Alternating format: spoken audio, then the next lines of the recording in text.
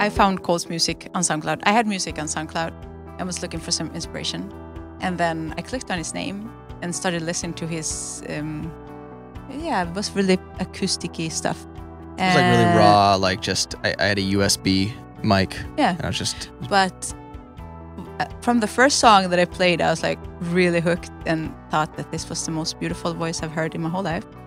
And also I read, like, I listened to the lyrics and was so touched. And then I checked out her stuff, and I felt the same way, honestly. But I always feel she found me first, so I always have to be like, but I felt the same way. And it sounds like Obviously, I'm just saying that, no, but no. I really did feel the same way. Of course you did. I did. Yes. I did you feel the listened same to my way. music and was like, wow, what is this? I did, Right? Yeah. And so then we just started talking about collaborating musically. Then it sort of gradually took on like a more romantic turn, because you just like, if you just say one subtle thing, and then like if the other person responds with a subtle thing, and it kind of snowballs, especially via like writing, because there's not as much filter. Yeah. And then we kind of fell in love kind of fast on Facebook, which is kind of strange to say. So what made us choose specific artists or songs to cover? Actually, that's totally random. It actually is really random. Most random thing. I mean, it's obviously songs we like. Exactly. It's always songs we like. But it's just like, oh, let's cover this song. Okay. And there were times where like we, artists that we really liked, I won't name names, but put out a song, like a new single, and we were like, okay, we're gonna jump on this immediately before it becomes a huge smash, because then, we're getting ahead of it. There won't be as much cover competition out there.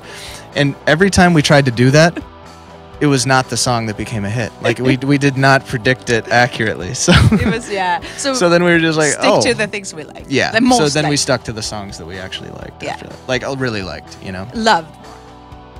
So $18 is, I guess it's kind of it's a track that sort of is looking back on previous relationships maybe, but it also has to do with our relationship. So it's kind of multi-faceted. And it's also kind of, it's looking back on maybe a more naive and innocent state of mind, I guess.